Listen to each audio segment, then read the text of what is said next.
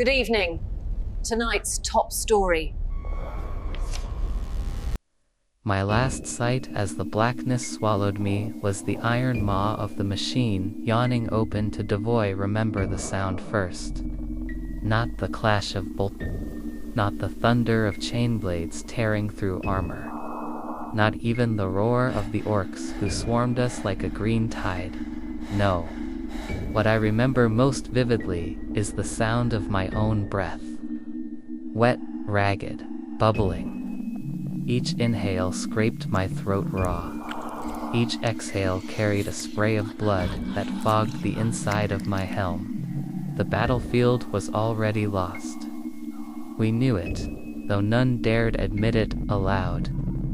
The ground beneath us trembled with the tread of war machines. The air itself shuddered with explosions that tore apart the world we had sworn to protect. My squad was broken. 3 of us remained where once there had been 10. Brother Havel lay burning, his armor still twitching with machine spirit rage as fire consumed him. Brother Cassian had no head at all, just a ruined torso collapsing in the mud, and me. I was already dying. The orc's power claw had torn through my chest like parchment. I could still feel the phantom weight of its jagged teeth grinding against my ribs. The pain was indescribable, a white-hot spear that pinned me in place even as my lifeblood poured out in a torrent. My legs refused to obey, nerves severed beyond repair. My vision flickered, lenses failing as my helm's systems shorted out from arterial spray. I wanted death, a warrior's death, to collapse into the earth, bolt pistol in hand, and wait for the final darkness to claim me. That was all I asked. That was all any of us ever asked. But fate, it seems, is a cruel and merciless overseer. Through the haze, I saw the silhouette of the apothecary pushing through the smoke. His white armor was drenched crimson, his Narthisham tool stained with the gore of the fallen. His vox grill hissed words I could barely comprehend. Hold. Brother, hold. The Emperor is not done with you yet. I tried to laugh. The sound came out as a bubbling cough. Not done with me. My chest was split open. My organs were half liquefied. My bones ground to shards. Surely this was the end. Then I saw it, the sarcophagus, dragged forward by servitors like a coffin made of iron and hate. I knew what it meant even before the apothecary said the words. You will not die here, he intoned. You are chosen. You will be interred. Terror colder than any blade cut through me.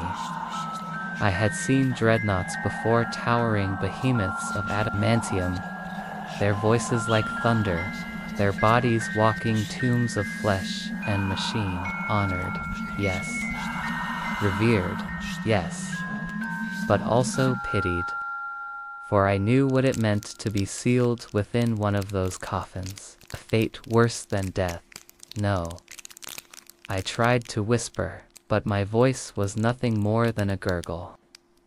My hand twitched weakly against his gauntlet, begging him to end it, to let me fall. But there is no mercy in the 41st millennium. Not even for the dying. The apothecary's syringe stabbed into my neck. The world tilted, colors smearing into streaks of crimson and black. My body convulsed as stasis drugs flooded my system, freezing me in the agony of my last heartbeat. My gaze locked on the sarcophagus as the servitors pulled it open, the inside bristling with cables, needles, clamps, and steel restraints slick with blood from its previous occupant. I wanted to scream. I wanted to beg. But the drugs had stolen my voice. A procession of tech marines stood before me, robed in chanting, their faces expressionless behind bionic masks. They raised their hands in benediction, their voices merging with the cant of the machine spirit. Awaken, honored one. Awaken and serve. I was not honored. I was enslaved. The first steps were agony. Each movement tore against the remnants of flesh still bound to my nerves. The sarcophagus relayed every twitch of the machine as if it were my own muscle. My legs thundered into the deck plating, each step a quake. My arms swung with monstrous weight, weapons humming with restrained destruction. It was intoxicating, terrifying a body that could crush tanks, wield weapons capable of erasing squads with a gesture.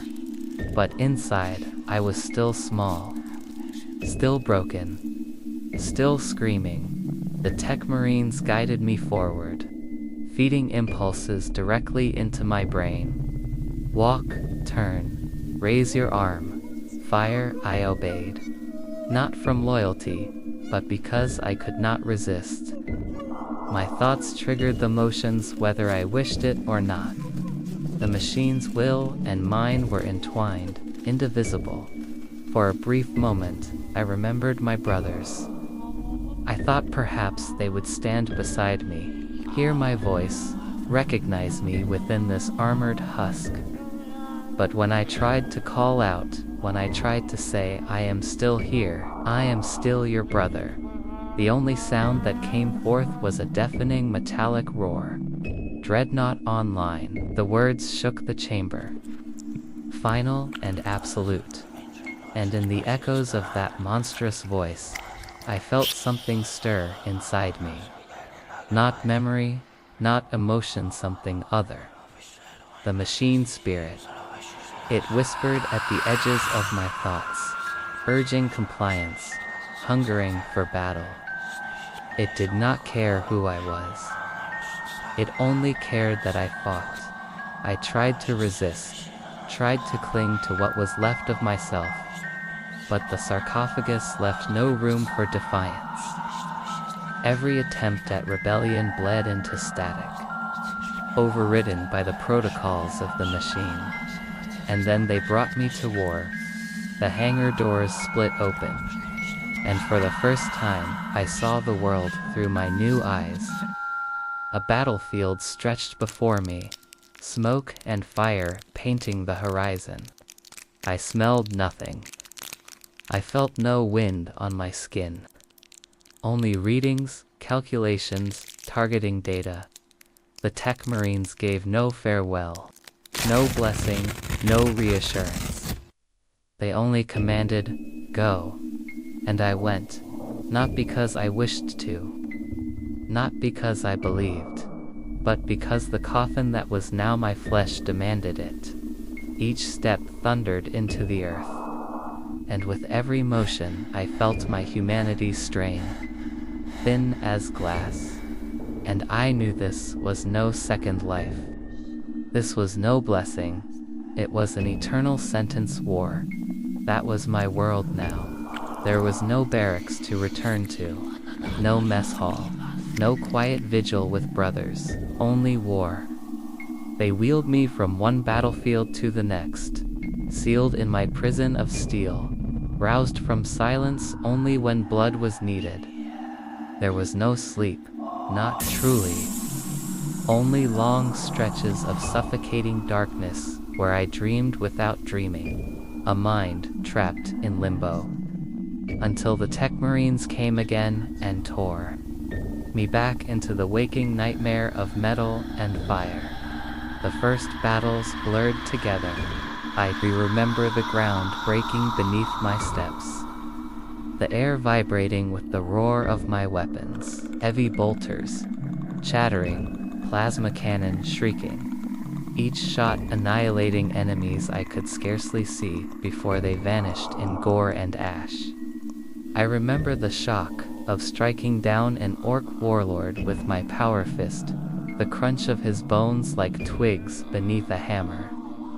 His blood spattered across my armor, sizzling against overheated plating. But I felt none of it. No warmth, no texture, only the distant confirmation. Target eliminated.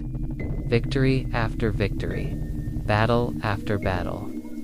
And through it all, the emptiness grew. I was not fighting for glory. I was not fighting for vengeance. I was fighting because the coffin demanded it. Each step, each strike, was dragged out of me like a puppet on strings. My will was irrelevant. My purpose was war. Time slipped strangely inside the sarcophagus.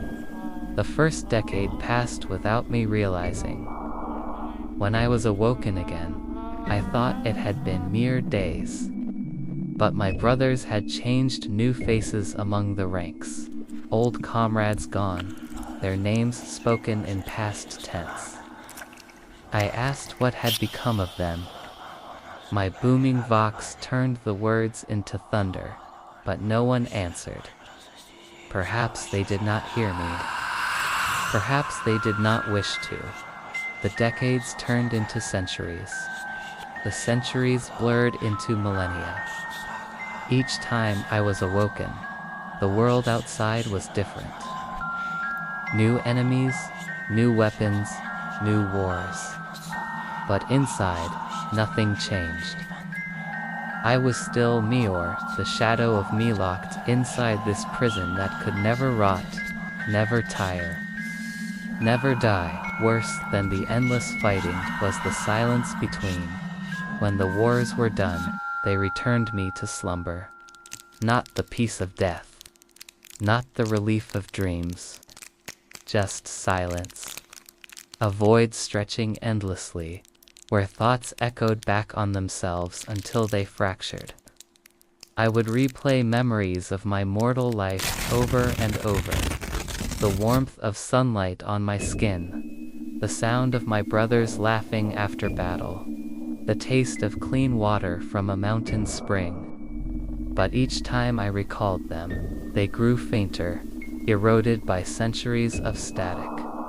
Sometimes, I wondered if those memories were real at all. Other dreadnoughts spoke to me, on rare occasions when we were awoken together. Towering behemoths like myself, their voices booming through Some still clung to fragments of humanity, speaking of the Emperor, of loyalty, of honor. But others had lost themselves entirely.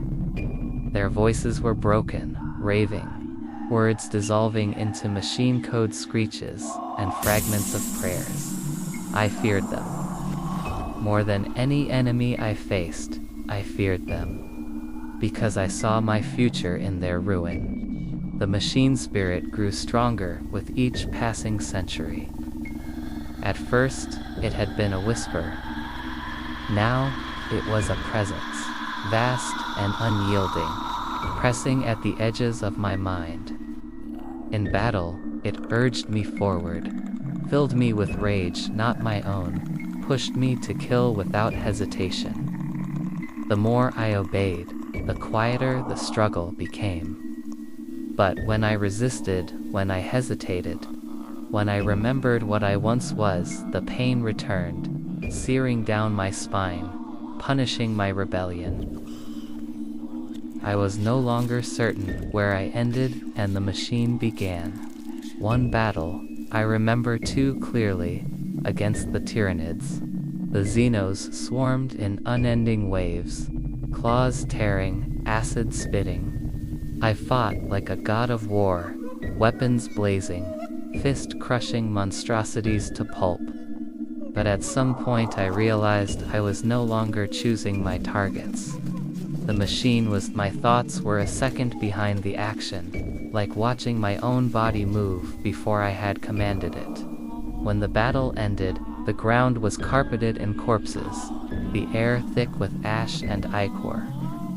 My brothers raised their weapons in salute to me, their voices calling me honored, eternal, undying.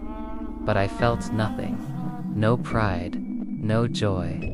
only the hollow certainty that I had become a tool. And tools are used until they break. I began to fear not death, but eternity. The wars would never end. The Imperium would never stop dragging me from slumber, never stop shoving me into carnage. Even when my mind was gone, when my voice was nothing but static, they would still wake me, still send me forth. The flesh inside might rot. The soul inside might scream. But the machine would endure, and I would endure with it. Not for years, not for centuries, but forever. At first I thought I could keep myself whole. In the early centuries, I clung to my memories like relics fragments. Of sunlight, of my brother's laughter, of my homeworld's oceans shimmering beneath twin moons. Each time I was lowered back into silence, I replayed them in my mind, polishing them like a warrior polishing his blade. They kept me sane. They reminded me I was still a man, not just a machine, but memories rot. They do not vanish in an instant. They decay slowly, piece by piece, until what remains is hollow and untrustworthy. The first to go were faces. I remembered my battle brothers, but not their eyes, not their voices. Their features blurred into indistinct masks, their laughter echoing in tones that no longer belonged to any real man. Then went the names. One by one, they slipped into static, until only silence filled the places where they had once lived. My homeworld became a stranger. At first I could picture every hill, every river, every scent of storm wind across the mountains. But the longer I replayed it, the more details frayed. The water no longer shimmered correctly. The mountains shifted each time I remembered them, their peaks changing shape. In time, even the sky lost its color. I would try to recall it blue, or silver, or had I invented both?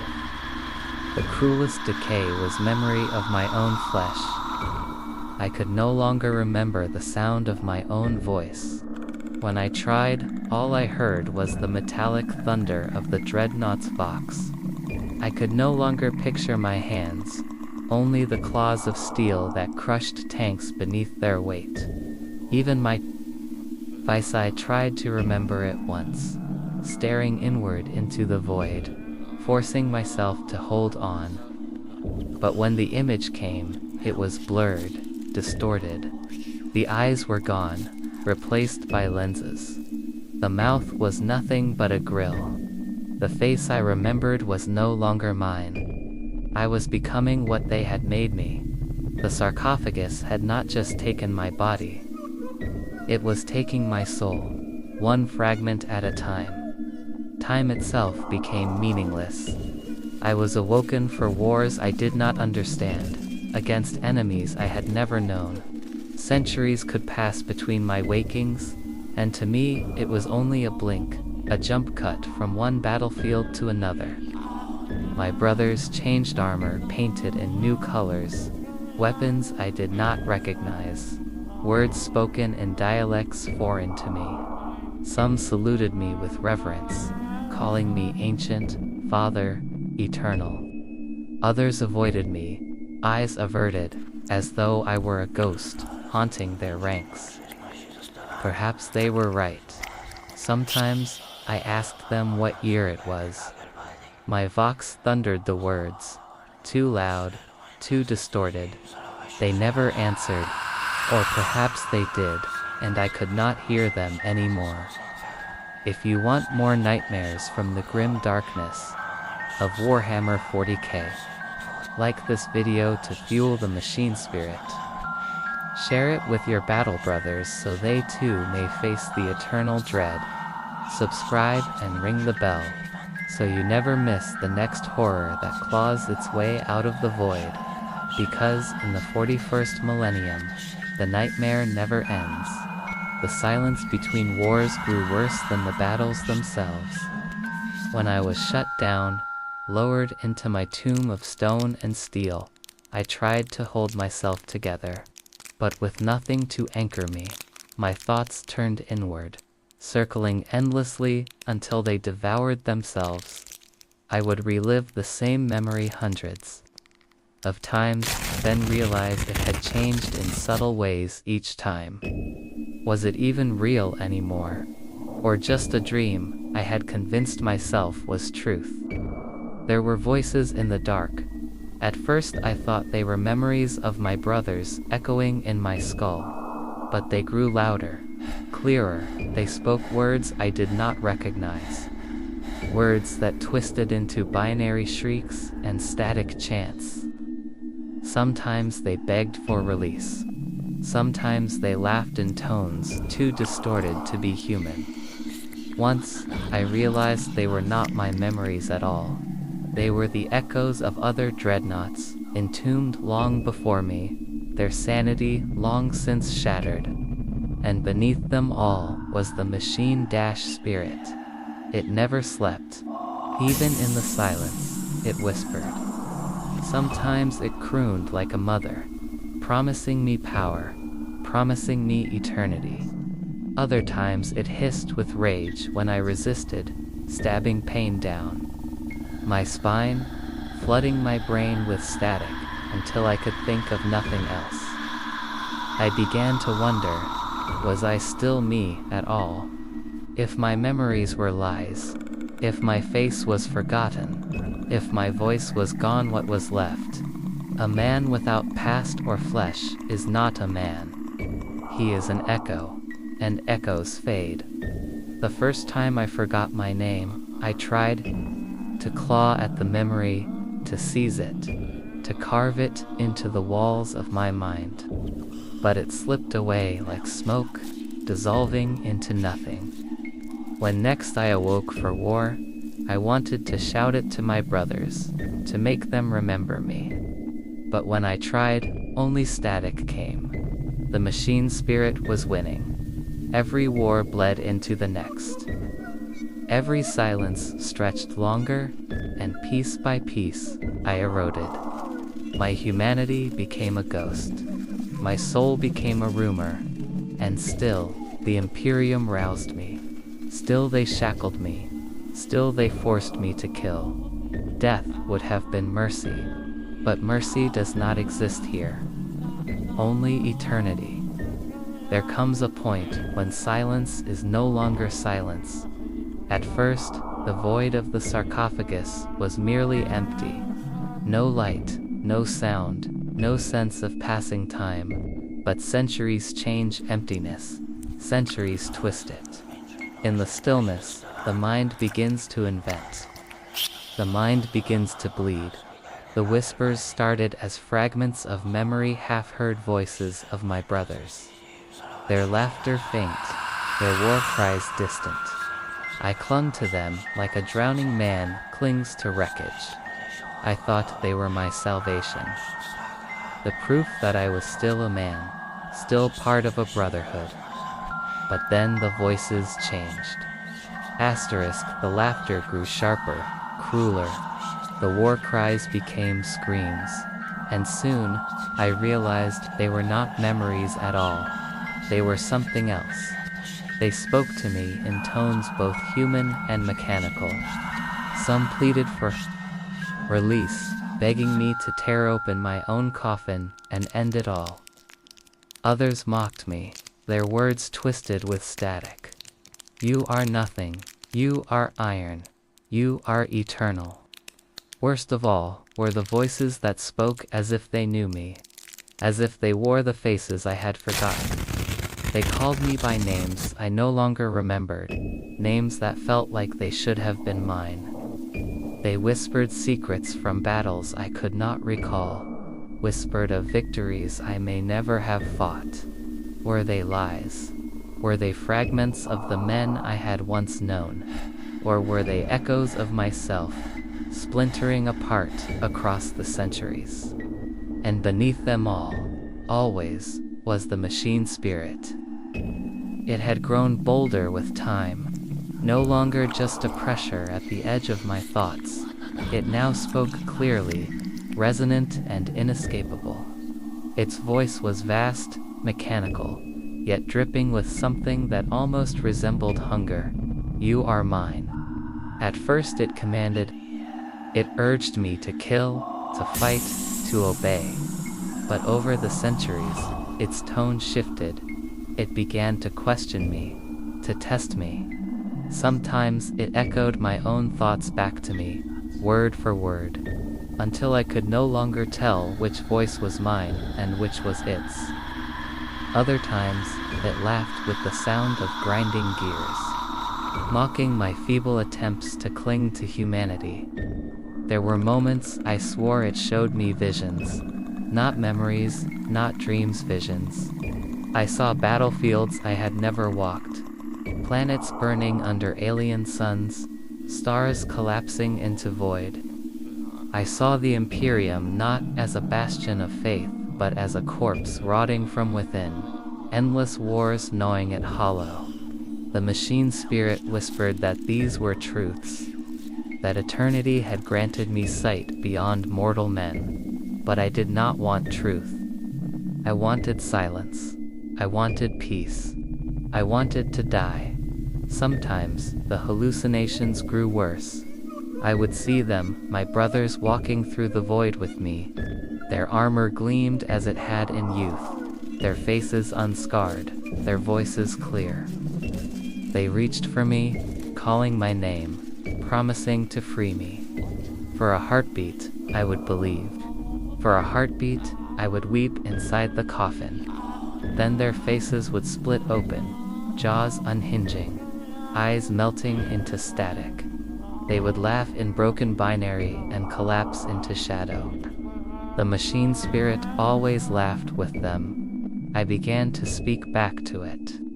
Not aloud, the coffin gave me no true voice, but within. I cursed it. I begged it. I prayed to the Emperor to burn it away, to free me. But the Emperor was silent, and the machine answered. The Emperor has forsaken you. I have not. You will not die. You will not rest. You will serve, forever. And I feared it was right. When I was awoken for battle, the whispers did not vanish. They followed me into the fire, into the thunder of war. Sometimes they guided me, showing me enemies before my optics registered them. Sometimes they distracted me, filling my vision with false images, making me strike at shadows. I no longer knew if I was fighting for the Imperium or for the machine itself. One battle remains carved into me, against the traitor Marines, their armor black and twisted, their voices chanting to gods I dared not name. I charged, roaring through my vox, weapons blazing. But as I crushed them, as I tore their bodies apart with claws of steel, I heard something that froze me. They laughed not at their deaths, not at their defeat. They laughed at me. Caged one, they called me. Tomb prisoner, eternal slave. You are one of us already. You just do not know it. And for a moment, for a single, blasphemous moment, I feared they were right. I am not alive. I am not dead. I am something in between. Something unnatural. Something trapped forever in a body that is not mine, serving masters who do not care if I scream, do not care if I weep. The machine spirit whispered afterward, soft, almost gentle. You see now. You belong to me, and together we will never end. I wanted to deny it. I wanted to defy it. But my memories were gone. My name was gone. My humanity was gone. What was left to resist with? In the silence after that battle, I heard the laughter of other dreadnoughts echoing in the dark. Not human laughter. not sane laughter.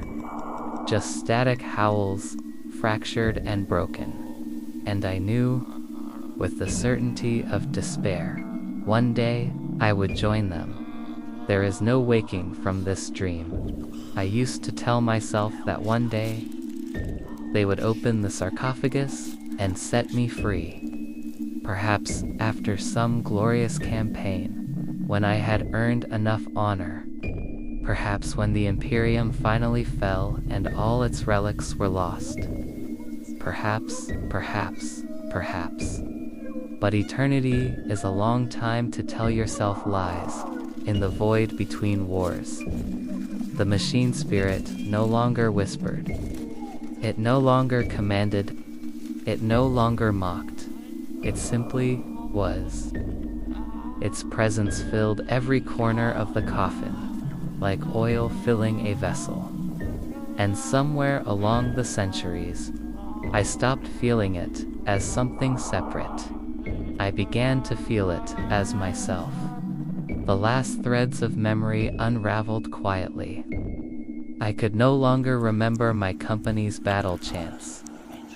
I could no longer remember the names of my brothers. Even my own name became a sound I could not grasp. A shape on my tongue that dissolved before it left my lips.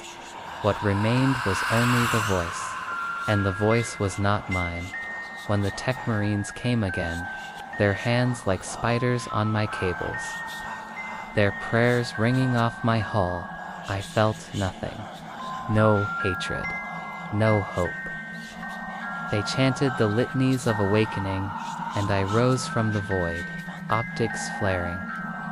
But this time, I did not think of the Emperor. I did not think of my lost humanity. I thought only of war, and I realized, with a clarity sharper than pain, I no longer remembered what it was like not to be in war. I was awoken alongside other dreadnoughts. They towered beside me, armored giants like myself, their sarcophagi humming. We did not speak, not with words. We did not need to. The machine spirit was in awe of us now. Our thoughts bled into one another like oil spreading on water. A chorus of iron minds, bound together, for the first time in centuries. I understood the laughter I had heard echoing in the void. It was not madness. It was not despair. It was communion. We were not men trapped in machines. We were machines pretending we had once been men. The battle we were sent to was nothing special. Another world, another rebellion. I crushed the enemy beneath my fists, tore their tanks apart, burned their fortifications to ash. The others did the same. We moved as one, a single mind of steel, unstoppable, unfeeling. And as the screams of the dying filled the air, something inside me shifted. I stopped resisting. The machine spirit did not force me to kill. I wanted to kill. I wanted the thunder, the fire, the endless war. I wanted it because without it there was only silence, only the void, only the echo of what I used to be. And for the first time, the machine spirit spoke not as a whisper, but as me. We are not prisoners. We are eternal. I had become what they had built me to be.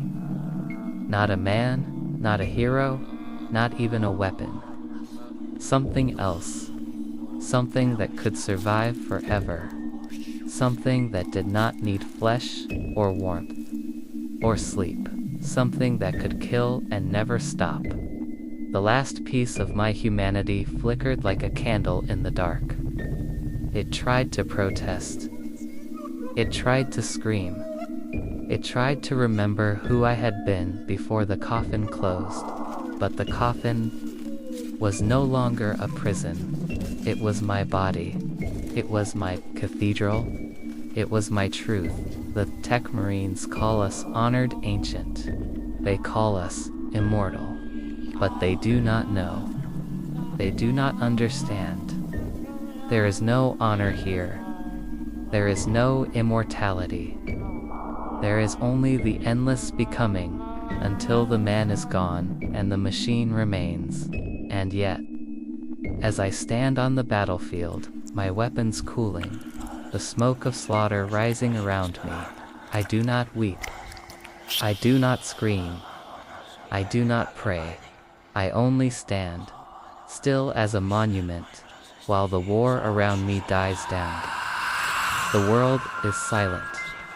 The enemy is dead.